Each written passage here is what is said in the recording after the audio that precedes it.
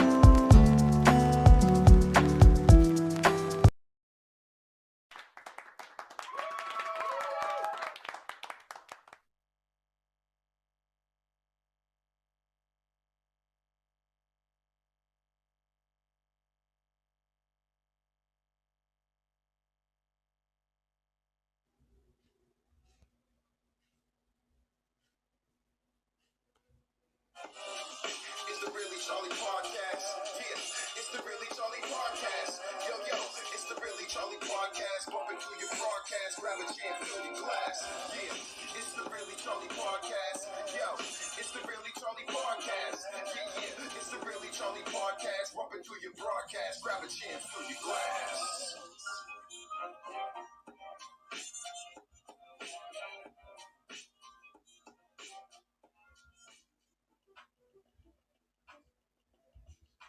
It's the Really Charlie Podcast, a weekly show with the one person to make you say, "Really, Charlie?" on the Really Charlie Podcast. Tune in. Hey, welcome to the Really Charlie Podcast. My name is Charlie Perry. I am the host of this show on Fireside. I'm also, what's going on? I'm also a DJ host on WNB1 Radio, and the website is WNB1.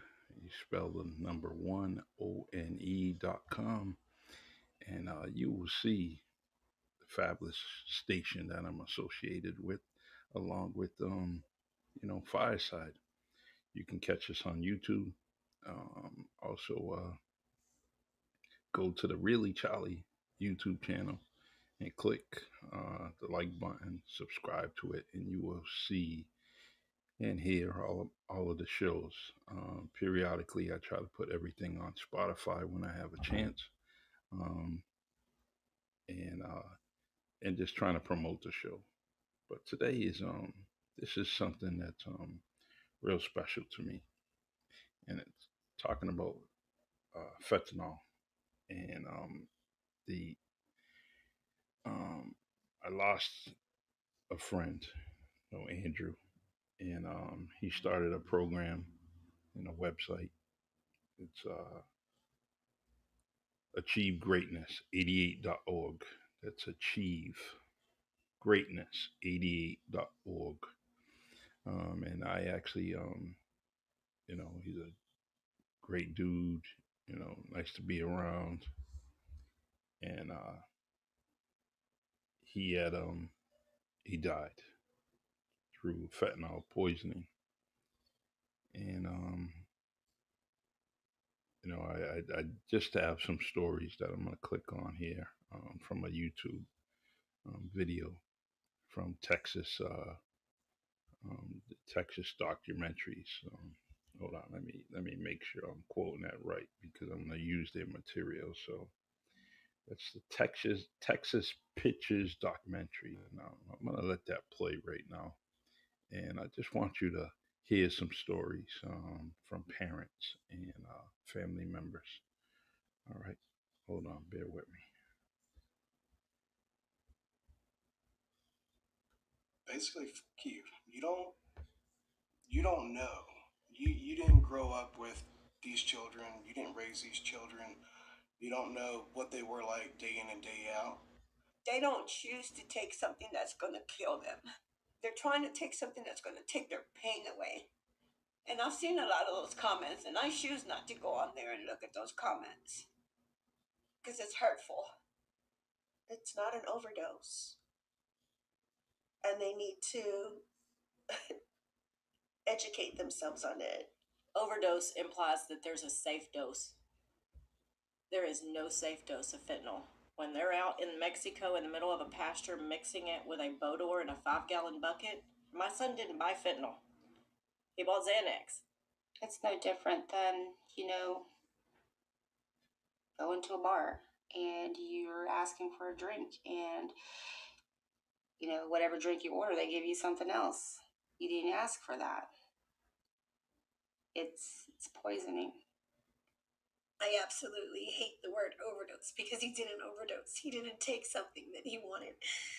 He was poisoned. If you ask me for a glass of iced tea, but I give you a glass antifreeze and tea, I poisoned you. You didn't ask for the antifreeze, but I gave it to you. I poisoned you. My son didn't ask for fentanyl. He got fentanyl. He took half a pill. It's documented in his autopsy and police report. Nobody, hear me clearly, nobody can overdose from half of a pharmaceutical pill. But you can be poisoned to death. And that's what happened. All right, those are some of the stories, and amazing. You have to when you hear those stories, gut check, and definitely the loss of just think of some, you know, you have some losses of many personal things, right? Um, but a loss of a life that you created as a parent, and there's nothing that can equal to it, nothing whatsoever. So I see Paula, you're on it. Paula, how you doing? I can invite you to the stage in a few moments, so you can tell your story. Tony, how you doing? Constant supporter of the Really Charlie podcast here on Fireside. I really love you. A great dude, and can't wait to see you in a few weeks. Uh, the so there's many things that are going on in society, but the craziest thing is as I start reviewing a lot of the facts about fentanyl and the amazing thing is that it's approved. It's approved by our government. And the amazing thing is it's killing people with very small like grains of salt, little grains of salt. Just imagine this that falling on your plate or you touching it and digesting it for some reason, you know. But people are not bad. They may need something, a painkiller for something, you know, and they're just looking for some relief. Fentanyl is so potent that it's 100 times, I believe, more than morphine, powerful than morphine, and that's a drug that really helped me out when I had a couple of surgeries, and um, but I didn't want to take it, no more. I just didn't want to. So, but I'm just imagining the potency, the fatal destruction. I speak to my friend Paula in the audience there, and she says that 300 people are dying a day. Some people don't even see 300 people, but just imagine the smaller amounts that you see. You may be overwhelmed and say, wow, I've seen a lot of people today. but it's nothing close to 300. Now just picture everyone that you had seen that day had passed away. The numbers are crazy. How do we how do we allow this, you know, to go on? People get killed over and over again based on this approved drug. Now everyone's trying to, some people may want a quick high for recreational, um, but there's other people that it's not recreational. It's something that aids them and helps them, and able, whether it's marijuana, um, or any other drug. It's things that they use to help them cope, and then they get poisoned because some lab technician, drug dealer, whoever it may be, decides to lace it, saying, "Hey, you know what? Our product is going to be good." And so, anyways, I was researching a couple of things. In the state of Massachusetts, is the stats for 2023 are slowly being updated. Um, but I want to go, let's see, opioid related overdose deaths. And fentanyl, some people are getting poisoned. Other people may be, but they don't truly know, what's being laced in their particular recreational drug, or in some cases, an illegal drug. The stats are going up over and over. It's getting higher and higher. There's a point in between 2016, 2016 to 18, it was kind of leveled off, for some reason. Um, in some cases, maybe things are not being reported accurately, or people are, yeah, just accurately. I'll leave it like that. Um, so I I definitely want to invite Paula to the stage so she can tell her story. She's have a she has an LLC, that she's taken over for her son Andrew, who was lost. Um, and the name of that is Achievement Greatness, Achieve Greatness 88.org. So I'm going to invite Paula to the stage as soon as I can. And I'll do both invite to speak and invite to video. Let's check it out. So as we're waiting for Paula to accept that, hello, how you doing? Oh, she's gone. My fabulous friend disappeared. Let's try that again, Paula. Try it again. If you don't want a video, let me know. But I want you to speak. Definitely tell your story. All right. Let's try this again.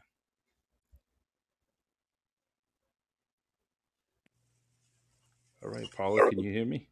Yes, can you hear me? Oh, perfect. All Okay. right. Sorry. I am not a technical person. That's all right. That's all right. You did it today. We see you. I see you. Tony sees you. Waybot sees you, and everyone else on the web. So, but I just want you to tell a story. Tell us a story, a tragic story. And but I want to first applaud you for the not a rebound, but a way of getting getting through this step by step, day by day, and looking to pass on the knowledge that you have. Right. As tragic as it is, but you and your husband are doing amazing things, and I brought this forward, this show that I want to do on a weekly basis, to do my part, and it all comes from you. There's a lot of things that I want to help out with, but I think one thing I can do is do podcasting. Yeah. And I think what that would do is a couple of things. The invitation for you to be here is always welcome to you or anybody else you're associated with. So as I broadcast and advertise that the show is coming on a certain day. Hopefully, I keep it on Sunday. I may have to alternate the time, whether late might be better for a lot of people. So I might do that. So, Paula, tell us your story, please. Oh, sure. Thank you. Well, thank you for having me, Charlie, and thank you for the platform because I think it's very important. And I think one of the biggest things that I constantly tell people when I speak, whether I'm on the news or in front of legislators, mayors, this is something that is not going to go away, unfortunately, because it's just not getting the attention it needs. And as you mentioned earlier, and these are CDC guidelines and DEA guidelines, 300 people a day is what we're losing. It's equivalent to literally a 747 plane crashing every single day. They're not being overdosed, they are being poisoned. And I say this all the time, when you're given something that you don't know that you're being given it, that is a poisoning. And that is Exactly. what's happening. And the numbers actually are going up. The Boston Globe just had an article, if it wasn't last Friday, it was the Friday prior, where they had a scathing report from the Department of Health here in Massachusetts indicating that just Boston alone lost over 2,400 people in 2022 Wow. to fentanyl. So, at what point are we going to have our local officials? And I say this all the time, I talk to people. At what point are they going to truly bring themselves and say, okay, let's stand together and let's fight this? Because unfortunately, what I'm seeing is, and I'm talking just local now, I am having a very hard time to get local folks to, and I'm not going to say everybody, because there's some wonderful folks that are standing right beside me. Carl Alves with PACA, Hmm. Joya with the Department of Health in New Bedford. She's been amazing. Carl has been amazing. He's given me a great platform. Congressman Bill Keating and his chief of staff, Michael Jackman, amazing. Representative Chris Hendricks, Mark Montigny, just some of the folks that have really said, you know what, how can we help? What do we need to do? And then there's others. Yes. And I can tell you that just this past Thursday, I was in Springfield, Massachusetts, with another mom. She lost her son 4 years ago to fentanyl poisoning. And we were with the mayor of Springfield. Hmm. And he invited us to come after only speaking to her. And 3 days later, we had an appointment with him and with the chief of police, with the head of the Board of Health, with the head of the Parks and Rec, and with the superintendent of schools. He brought everybody together. Awesome. And, his philosophy is if every mayor is not doing this, then there's a problem. I agree. Because, yes, we're busy, but we're losing people. We are losing citizens in our towns that we manage, that we tell our voters when we are running for election that we care about them. Hmm. And for you and he said to me, he said, for you to tell me that I am only the second mayor that has done this is pretty disheartening. Hmm. And I'm quoting him. And again, fabulous, fabulous person is really standing on the side of us to tackle this, for us to be in the school systems in Hampden County in Springfield in September. And I think with me, again, it's at what point are we going to get to where our officials say, okay, we need to do something. Let's stand together and do something. And it's just not, I don't see it happening. So I know that in speaking to many other parents like myself who have started nonprofits and are out there advocating and bringing forth awareness, They all tell me the same thing. They say, Paula, we actually don't do anything in our own cities because they don't want us to. So we're doing it in other cities and towns and states. And I'm hoping that that's not the case here because New Bedford has a problem. I see the numbers. I'm on many task forces now. And I think, again, this is a story of my son. My son, who loved basketball, was a basketball coach, was teaching kids basketball one on one training. He started Achieve Greatness. He created the logo, he created the mission, everything about it. Mm-hmm. No parent thinks they're going to lose their child, and you're going to get that call. And we did last March. And it was because Andrew had smoked marijuana, and it was, he had a medical marijuana card. He had PTSD and some anxiety due to a car accident he had been in 2 years prior. He hated taking pills, so he got the card. His doctor allowed him to get it. And the marijuana that he got was actually from someone he knew. Mm. So it wasn't where he was going to the street corner, like in so many cases that we also hear about, which is terrible, but he knew the person. And one of the things that we constantly are fighting is, the school system in New Bedford. Okay, we have many wonderful kids in these schools, and we're not hearing anything. We're not. And if anybody wants to come on here and combat me about that, go ahead, because I have grandchildren in the school system, Charlie, as you know, Yes. and they're telling me that nothing's being said to them, nothing's being taught. It's not like when you and I were in school where we had DARE, and you remember DARE was everywhere. I mean, you had the posters, you had people coming in, you had the rallies, you knew what this was. Now, nothing. And I think that's the biggest thing. And with me, after we lost Andrew, we decided to continue with Achieve Greatness. And we are not just talking about advocacy and educating and bringing forth awareness, but we're also, in getting involved with the youth, as you know. And we've partnered up with another nonprofit, DJ Henry Dream Foundation, Mm-hmm. and they have been around for over 10 years. They also have done tremendous, wonderful things here in the state of Massachusetts for children and for the youth. And we've partnered with them. So when the kids want to go to a camp, whether it's basketball, football, whatever, they're now going to be able to go if their parents can't afford it. And what Achieve Greatness is also doing is we have a wonderful director of IT by the name of Marcus Hellman, which I'd love to get him on one of these one day because everybody in the city knows Marcus and his family. Him and his brother have created a Google Classroom platform. It's called Achieve Greatness University. So, I mean, we're doing a lot more than what normal nonprofits are doing because we know it's needed and because we don't want you to be us. Yes. We are trying to save the children. We don't want them to be on a billboard.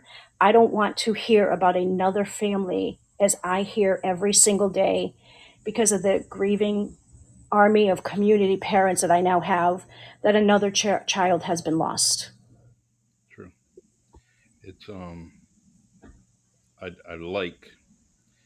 like that that they stepped it up with the achievement classroom, that Google Yeah. Classroom, because it's very, Yeah. very important.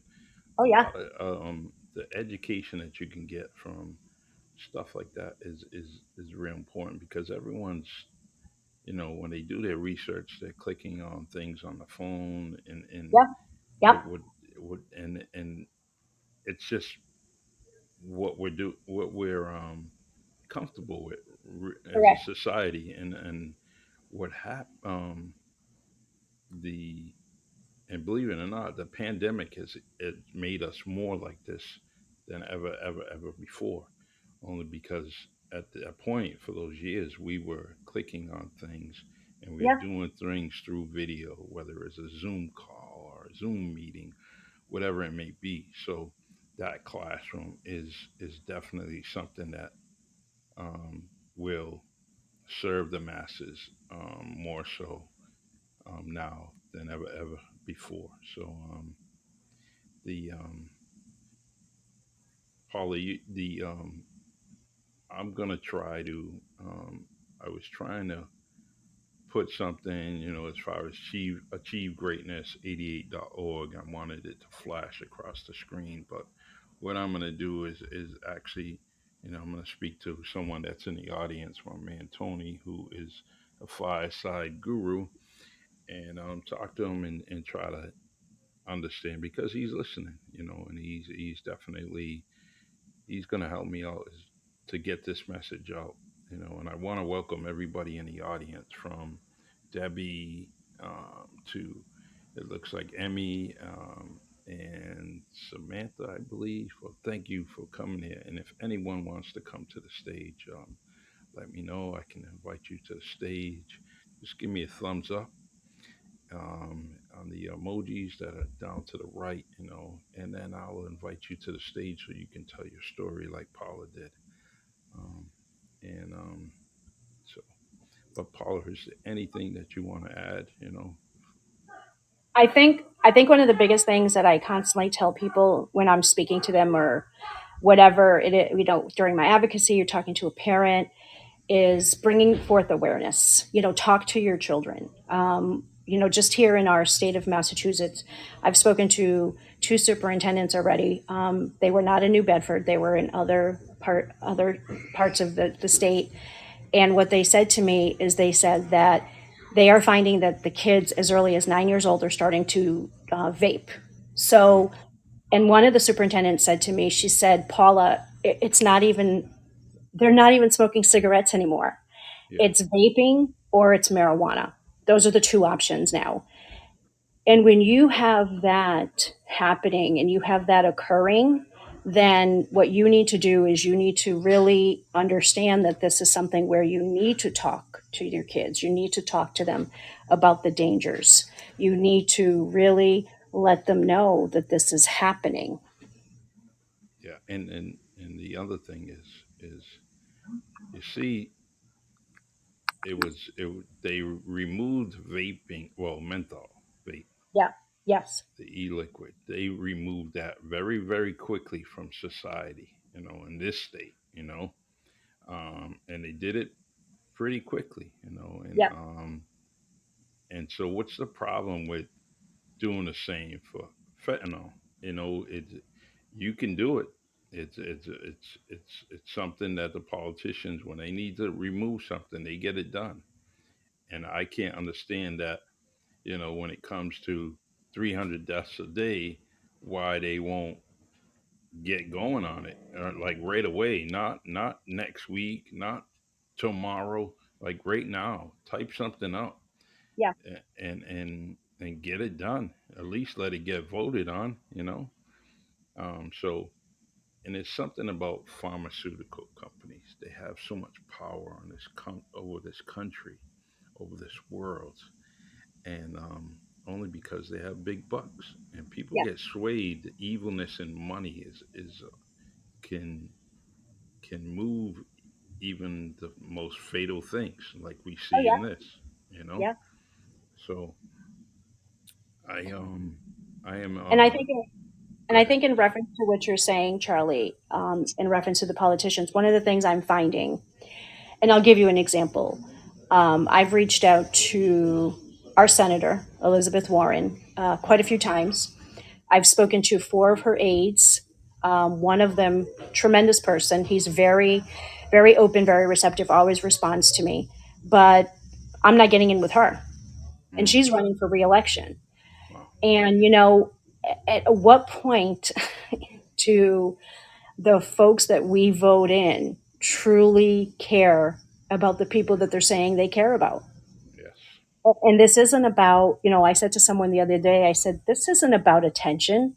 I don't care about that. I don't care the fact that no, what this is about is we are also looking and need to change legislation, like you just said.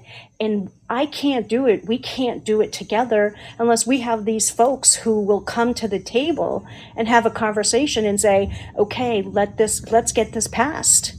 Because they're the only ones that can do it. Yes. And I when agree. they're not coming to the table, well, I'm not going to stop fighting. I'm not going to stop doing what I'm doing.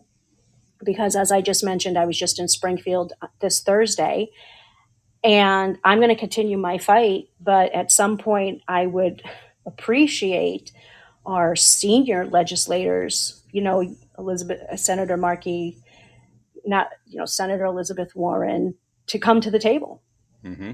and they're not.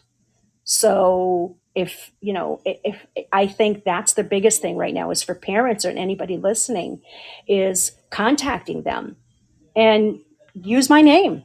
Go Yes. ahead, because I have all the emails, I have all the information, I have everything that I constantly am told, especially with Senator Warren, that she's busy now with her reelection, and I get that. So, but just here in the state of Massachusetts, there's a lot of parents that have lost loved ones to fentanyl poisoning, just in the state that she represents. And you mentioned that reelection, right? I ran. I've been in politics. I ran citywide, and the craziest thing is that people would say that poor lame excuse about reelection. You know what? And but while they're trying to get reelected, they're having a conversation with someone they're trying to seek a vote for someone. So and that may last, maybe 4 or 5 minutes, whatever it may be, that that conversation. But guess what? What you're talking about is a conversation. Why can't they have a conversation with you about fentanyl and what it does and how it impacts society? That's a conversation. Yeah, it's going to be more than 5 minutes, but guess what? It's well worth it. And so that lame excuse about reelection is what reelection is. It's getting having that conversation with people that can vote for you to get you in, a constituent, right? Mhm. And so for them to not put aside or add you to a conversation that they're having about reelection just bothers me, and it makes me, every time I hear things like that and things that they're not doing, it makes me want to run again. And even though I said I wouldn't, but I always think about it. Go ahead, Well, Paula. I mean, I think we need good people like yourself in office. And the reason I say this is not because of the fact that I know you, but because of the fact that, when I went to the State House on June 20th, as I mentioned to you, Representative Chris Hendricks was personally there. He made the time. Um, you know, um, there was representatives and staff members there from Bill Keating's office, Congressman Bill Keating. There was representatives there from Senator Markey and Senator Warren's office. The Attorney General had sent representatives in, but the people that all gave their time, and then Senator Jake Oliveira from Springfield, he was personally there. He didn't send his aide. Representative Aaron Sanders from Springfield, he was personally there. He didn't send an aide. And then there was a Republican senator from Plymouth, and I will get you his name. He came. I mean, not only he sent his aide, but he also came, and he was in a hearing. So when you see things like that, you see who truly is saying, I'm standing with you, and how can I help? What do I need to do? Yes. And I get that, again, yes, they have aides and that's what they're supposed to do. But for these individuals to personally themselves be there, that's a huger, the whole thing was a huge impact, but it's also a huge impact when you are personally sitting at that table and saying, what do we need to do? True. True. And you know what? When you have time, please email me those politicians' names. Yeah, And the reason being is because I want to know who they are. And it doesn't hurt for me to make contact with them, like you said, yeah. and say, "Hey, thank you for your support, your time. It was um, it was something I appreciate." Let me see. I got someone. Someone wants to tell a story. Emmy does. Paula, what I'm going to do is bring her up. Okay, hold on. Yeah, that's fine.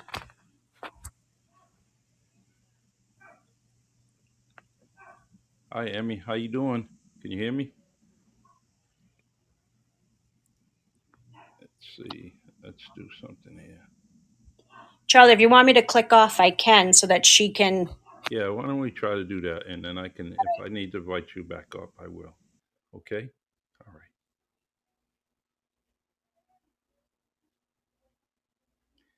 Just bear with me, Emmy. I'm gonna try to get you on. Can you hear me?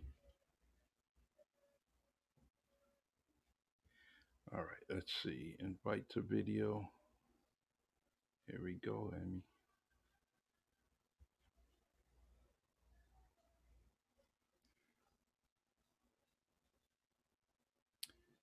All right. We're trying to do this correctly here.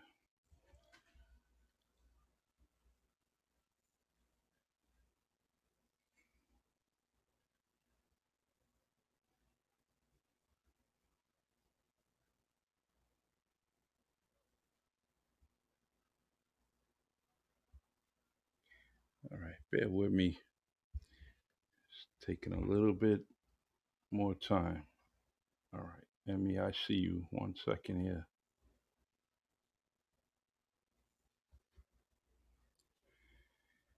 And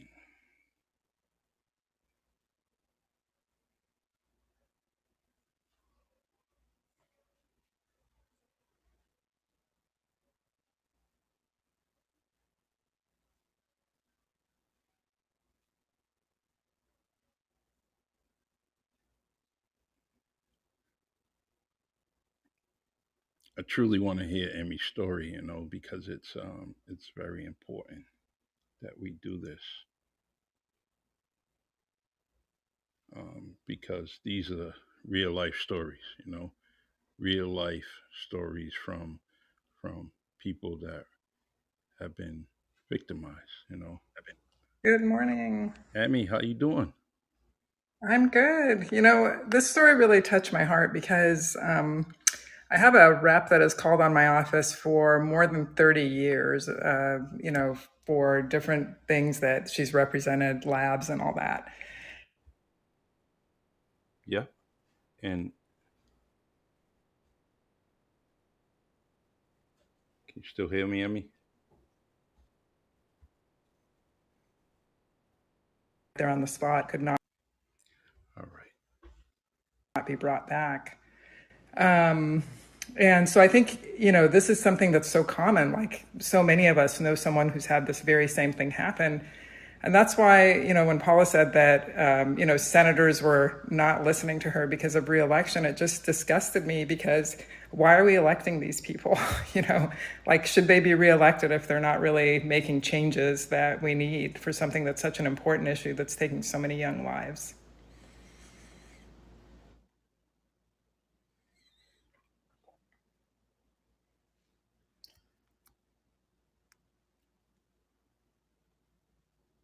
Could you guys hear what I said, or I'm not sure if it came through?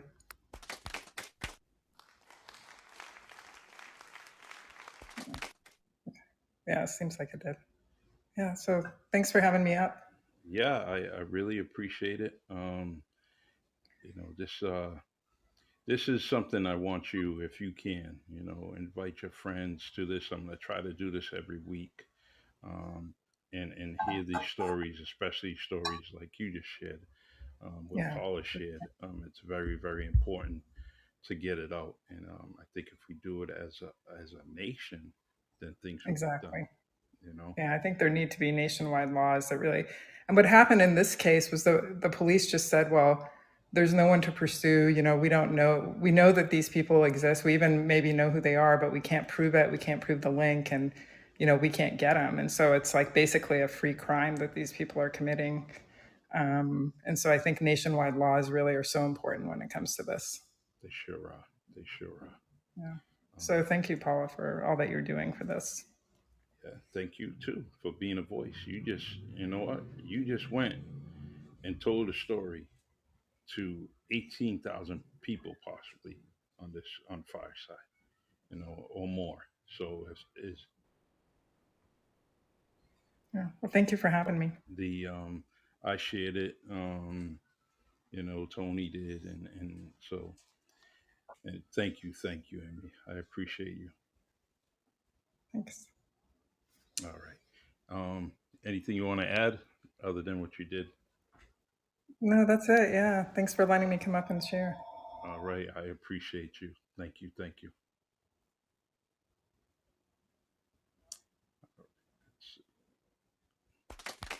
All right. So there's two two stories, right? With a lot of information for us to share, And there's one thing I'm gonna do is talk with Paula and find out who those politicians are that have supported her, and at least say thank you from the Really Charlie podcast. I'm gonna end up doing that, and I want everyone else to do that. So, all right, I hear some background noise, and move Emmy from the stage. Okay, so thank you for all that you all have done. I'm gonna end up, well, I want to say a few things. I wrote some things down, and here we go. We need our politicians to step up and prioritize the well-being of our citizens, and we need them to recognize the urgency of this crisis and take decisive action to combat it. Lives are being lost every day, and we cannot afford to wait any longer. Let us remember that behind every statistic, there is a human being, a son, a daughter, a friend, a loved one who has been stolen from us by this merciless drug. This absence leaves a void that we can never be filled, and it's our duty to ensure that their lives were not lost in vain, which is very important. I have a few other things, but please, if you can, just write to me in an email if you want to. My email is reallycharliepodcast@gmail.com. That's really Charlie podcast at gmail.com. And if there's something that you need me to do, I would gladly do it, especially your story. If anyone wants to tell a story, whether it's a friend of yours, whether it's you, whether it's uh, someone that started an organization like Paula and Paula's son Andrew, and Achieve Greatness 88.org, if they want to speak and they want to bring information out, let me know, and I would gladly send them an invite, to Fireside, because this is going to be something that's on Fireside that I'm going to do on a regular basis. Um, and every week I will do this. I will be back Sunday again, same time, and do the same thing, but hopefully with more facts and more resources that I can provide for you, when it comes to fentanyl and its dangerous situation. Thank you, thank you. So I want to make sure that I answer all the comments here. All right, good. So we're gonna wrap this up, and like I said, I'm gonna be available whatever it takes. I can offer an hour. At the longest, I'll offer an hour and a half. But every week I will be here. So I'm not going to let any story be untold. So feel free to reach out to me. Every single story that comes to me, we're going to hear it.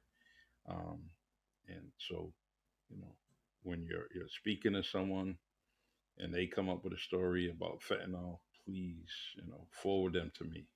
Tell them to reach out to me, and I will definitely get them on here. Stories like Paula's and Emmy's and everyone else. When you start hearing them, it starts waking you up, because we all have people in our families and our friends that are using drugs, whether it's legal or illegal. And stuff like this can happen where they can get poisoned by fentanyl. And then we have got a whole different story now.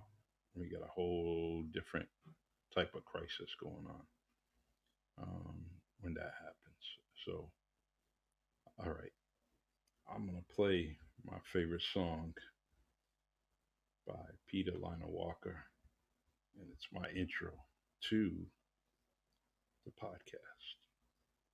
Let's see. Feel free to reach out to me on YouTube, but email is the best thing.